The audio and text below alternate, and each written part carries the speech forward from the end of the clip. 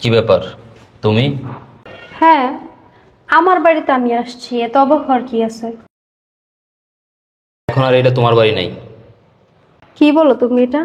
আমার স্বামীর বাড়ি মানে তো আমার বাড়ি। ছিল, কিন্তু সেই ক্ষমতা তুমি অনেক আগেই হারিয়ে ফেলছো। হ্যাঁ মানছি, আমি ভুল করছি।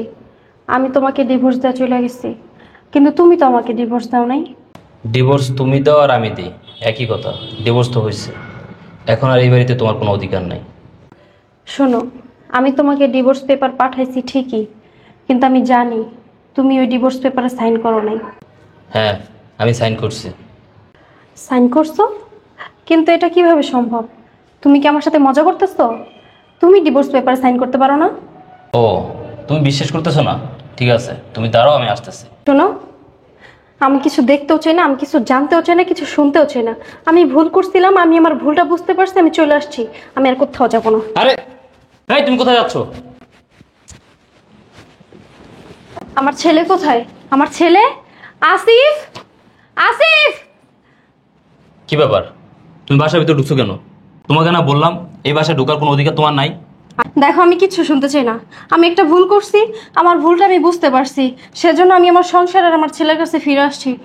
দেখো, তোমাকে আমি অনেক আগেই বলছি এই বাড়িতে ঢোকার কোনো অধিকার তোমার নাই, তোমার ছেলেও নাই, সংসারও নাই।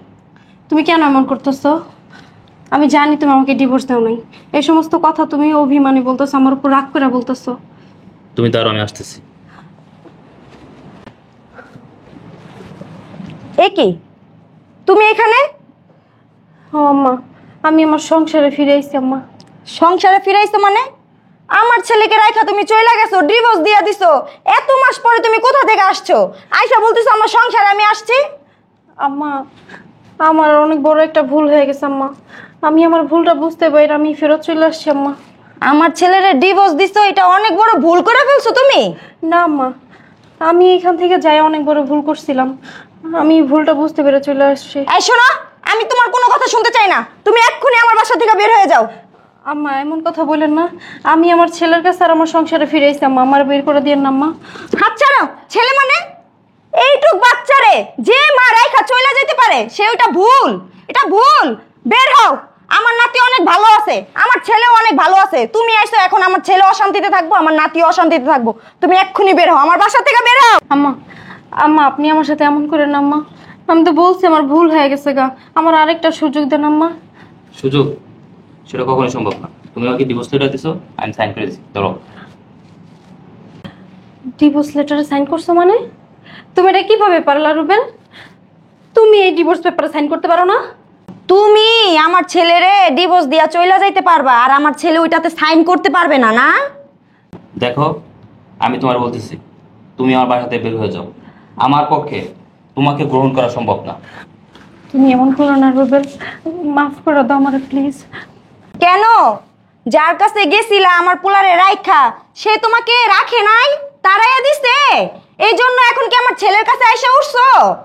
আম্মা, আমি তো কইলাম আমার অনেক বড় ভুল হয়ে গেছে আম্মা। ওই ছেলে আমার সাথে চিট করছে, বেইমানি করছে আমার সাথে। ও আমাকে বিয়ে করেনি আম্মা।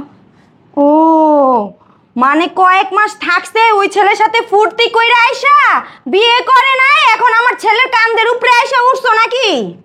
কোন বাবা, আমি তোরে কইতাছি, এই বউ যদি তুই ঘরে উঠাস তাহলে কিন্তু আমি বাসা থেকে বের হয়ে যাবো, বইলা দিলাম। আম্মা আপনি এমন কথা কইেন না আম্মা, আমার আরেকটা সুযোগ দেন আম্মা। আমার একটা ছেলে আছে, আমি এরকম ভুল আর কখনো করবো না আম্মা। আমার ছেলের তো ভবিষ্যৎ আছে, আরেকটা সুযোগ দেন আমার ছেলের জন্য আমারে। ও, যখন বাসা থেকে বের হয়ে গেছো আরেক ছেলের সাথে, তখন কি চিন্তা করো নাই যে আমার সংসার আছে, আমার একটা ছেলে আছে, ছেলের ভবিষ্যৎটা নষ্ট হয়ে যাবো? তখন তো এই চিন্তা করো নাই। যেই কিনা ওই ছেলে লাথি দিয়ে বের করে দিছে, বিয়া শাদী করে নাই, কয়েকদিন রাখছে, মজা মাস্তি কইরা ছাইরা দিছে, এখন আসছে এই সংসারে, এখন চিন্তা করতেছে আমার সংসার আছে, আমার ছেলে আছে। এত তোমার চিন্তা করা লাগবো না, আমার নাতির জন্য আমি আছি, আমার ছেলে আছে, তোমার এত চিন্তা করতে হবে না, তুমি বের হও। রুবেল, রুবেল মানুষই তো ভুল করে বলো, আমিও ভুল করছি। তুমি আমারে মাফ করে দাও, আরেকটা সুযোগ দাও আমারে। দেখো, আমার পক্ষে তোমাকে মাফ করা অথবা আমার এই বাড়িতে ঠাঁই দেওয়া কোনোভাবেই সম্ভব না। কারণ কি জানো, পুরো এলাকার মানুষ জানাজানি হয়ে গেছে যে তুমি আমাদের ছেড়ে একটা ছেলের সাথে চলে গেছো। আম্মা মাফ করে দেন না আম্মা, আমি তো কইছি এরকম ভুল আর জীবনও করুন না। শোনো, আমি যদি তোমাকে মাফ করে দিই, ক্ষমা করে দিই, আমার সংসারে ঠাঁই দেই, তাহলে ওই সব নারীদেরকে অসম্মান করা হবে যারা এই সমাজে অবহেলিত, নির্যাতিত হয়ে স্বামী সংসার করতেছে। আমার ছেলে তোমারে কি কম ভালোবাসতো? যখন যেটা চাইতা তখন সেটা দিত, সব সময় তোমাকে মাথার উপরে করে নিয়ে নাচতো। তুমি কি করলা? আমার ছেলেটাকে রাইখা তুমি আরেক বেটার সাথে চইলা গেছো। শুনো, মানুষ যে বলে না সুখে থাকতে ভূতে কিলায়, ওরকম দশা এখন তোমার হইছে। আম্মা, আমি তো কইলামই আমার ভুল হয়ে গেছে। মানুষ কি যাই না বুঝা ভুল করে বলেন? আমি যদি বুঝতে পারতাম আমার সাথে এমন হইব, তাহলে তো আমি কখনোই রুবেলকে ছেড়ে যেতাম না। এখন আমি হারে হারে বুঝতেছি আম্মা, এখন আমি হারে হারে বুঝতে পারতেছি আম্মা, একজন বিবাহিত মেয়েকে কোনো ছেলে স্বার্থ ছাড়া ভালোবাসে না। একজন বিবাহিত নারীর দায়িত্ব কোনো ছেলে 10 মিনিট 20 মিনিট কিছু দিনের জন্যই নেয়, সারা জীবনের জন্য নেয় না। এখন আর বুঝে লাভ হবে কি? অনেক দেরি হয়ে গেছে এখন। আম্মা, আম্মা আপনি রুবেলকে বুঝেন না। আপনি তো রুবেলকে এখনো বিয়ে করার নেই। তো কি হয়েছে? বিয়ে করাই নেই আর বিয়ে করাবো না। আমরা অনেক সুখে আছি, আমার নাতিরে মানুষ করতেছি, আমরা অনেক সুখে আছি। দেখো, আমাদের সংসার জীবনে আমি তোমার কখনোই কোনো আশা আমি অপূর্ণ রাখিনি।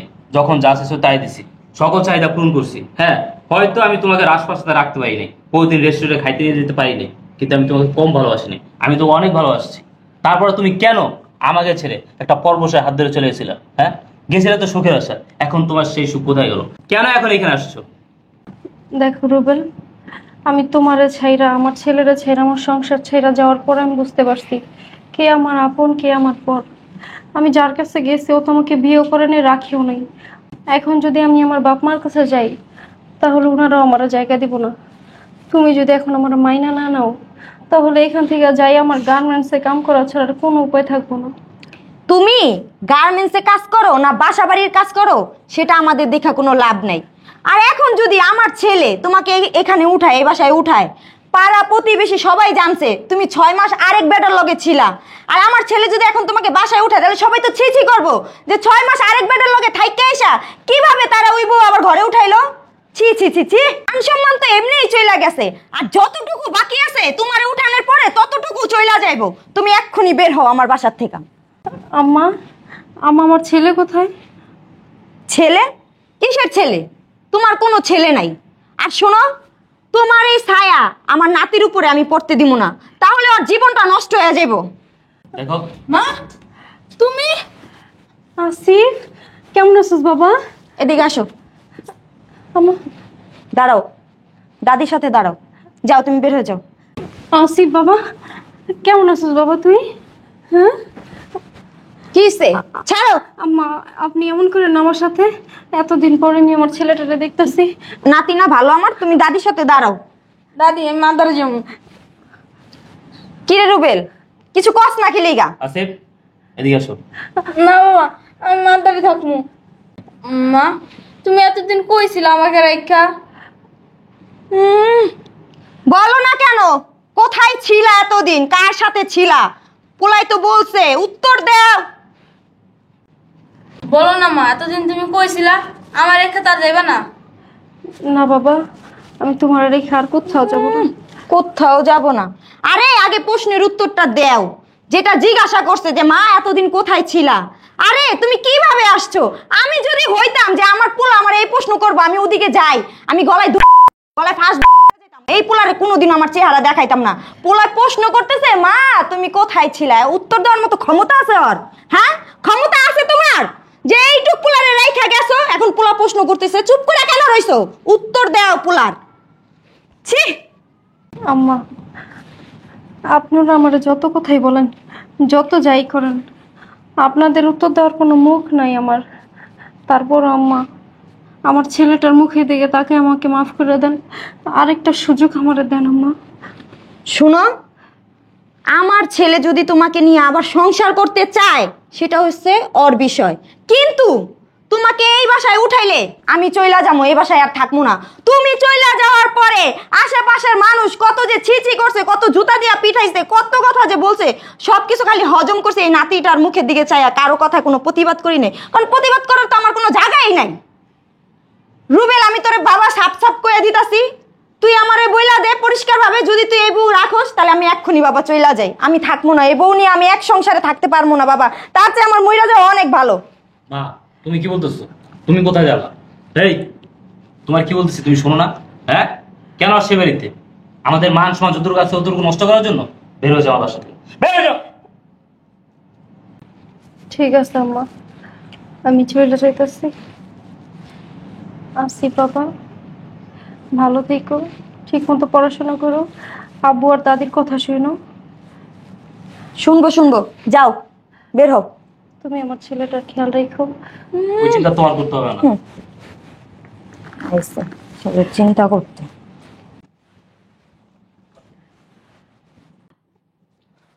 মা, আপু, দাদি ছাড়ো না, আমি আমার মার দ্বারা যাবো। এখানে বসো ভাই, এখানে বসো। শুনো, তোমার মা এখন আর তোমার নাই ভাই, তুমি দাদির কাছে থাকবা। দাদি যতদিন বাচ্চা থাকি ততদিন তোমার মানুষের মতো মানুষ করার চেষ্টা করবো ভাই। তুমি মার কথা ভুলা যাও, মা এখন আর তোমার আপন নাই, পর হয়ে গেছে, মা নাই। মানুষের এই যে মাঝে মইরা যায়, তারা কি করে? তারা ভুলা থাকে না।